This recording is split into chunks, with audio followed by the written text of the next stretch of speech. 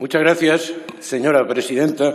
La enmienda presentada por mi grupo parlamentario pretende completar el sentido reprobatorio de la moción al proponer la inclusión de un segundo párrafo a la misma en la que el Congreso de los Diputados inste al cese inmediato del secretario de Estado de Seguridad y de la directora general de la Guardia Civil por ser, al fin y al cabo, los perpetradores formales de ese cese del coronel Pérez de los Cobos. Sobre el caso Pérez de los Cobos se ha dicho ya todo. Mi grupo parlamentario, este diputado que les habla, ha podido en esta misma Cámara expresar con rotundidad y con claridad todas sus posiciones. Pero hoy, en síntesis, recordemos simplemente la cuestión central.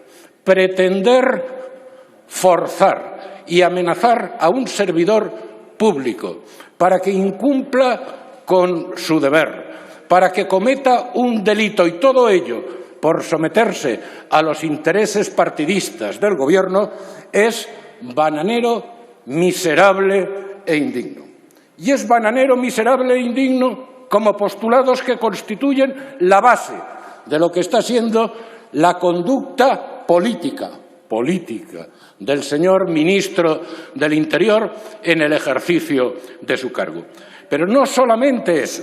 La conducta del ministro del Interior está siendo también prepotente y sectaria, porque solo desde la prepotencia se puede entender que el ministro del Interior, el 5 de abril, cuando miles de españoles morían en las UCIs, cuando miles de ancianos morían abandonados en las residencias, esas que eran competencia del vicepresidente Iglesias, cuando miles de españoles perdían su empleo y su trabajo y sus perspectivas de futuro, el ministro del Interior declarara públicamente que este Gobierno no tiene que pedir perdón por nada.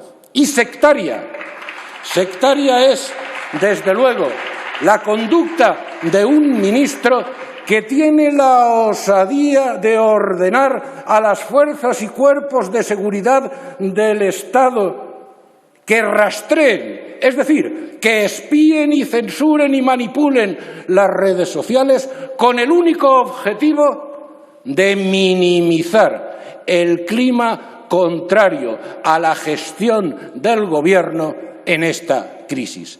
Prepotencia y sectarismo que, junto a ese carácter indigno y miserable que antes señalaba, simplemente bastarían para justificar su reprobación. Pero es que no se queda ahí. La conducta política del ministro del Interior ha sido y sigue siendo cobarde y vil. Sigue siendo cobarde frente a los socios golpistas y bilduetarras de este Gobierno cada vez que calla, dentro y fuera de esta Cámara, cuando insultan y vejan a las fuerzas y cuerpos de seguridad del Estado, o cuando realizan actos de homenaje a asesinos salidos de prisión, o cuando queman o decapitan públicamente estatuas del jefe del Estado. Cobarde y consentidor, pero eso sí, amenaza con multas y con no se sabe qué más a ciudadanos pacíficos que simplemente colocan banderas de España en homenaje a los muertos del COVID.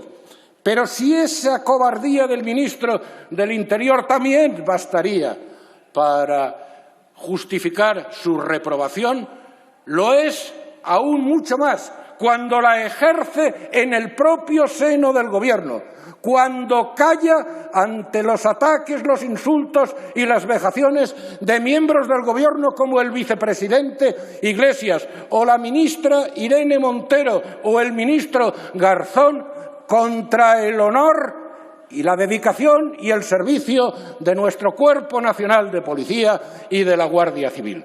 Cobardía impropia de un ministro. Y vileza, señoras y señores, y con esto voy concluyendo, señora presidenta. Vileza que solamente vale como ejemplo inmediato referir a lo sucedido en las últimas horas.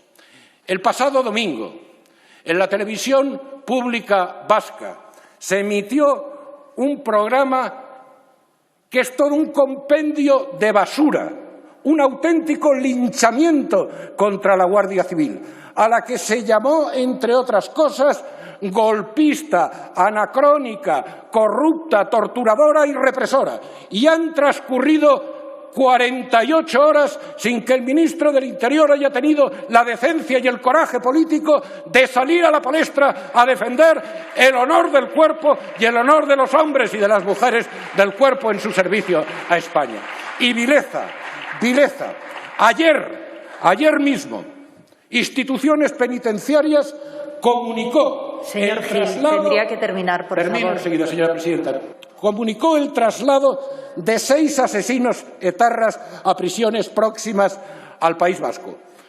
Entre ellos, el multiasesino Troitiño y entre ellos también Otegi Eraso. ¿Saben sus señorías quién es Otegi Eraso? Otegi Eraso es el asesino de la niña Sonia en el atentado contra el cuartel de la Casa de la Guardia Civil en Santa Pola. Y es una vileza que ese traslado se produzca, pero es una vileza que ese traslado se produzca horas después, apenas unos días después de que la madre de Sonia criticara abierta y duramente al presidente del Gobierno por darle su pésame a Bildu por el suicidio de un etarra. Porque entonces millones de españoles tenemos el derecho a preguntarnos si ese traslado es un castigo añadido a la madre de Sonia por atreverse a levantar dignamente su voz como madre, como española y como demócrata. Por todo eso, señora presidenta, la reprobación de este ministro es justa, como es justo en extensión la moción de censura que se debatirá aquí esta semana, que representa Señor Gil, la voz tiene que terminar, de la calle por favor. y el espíritu de la nación. Muchas gracias.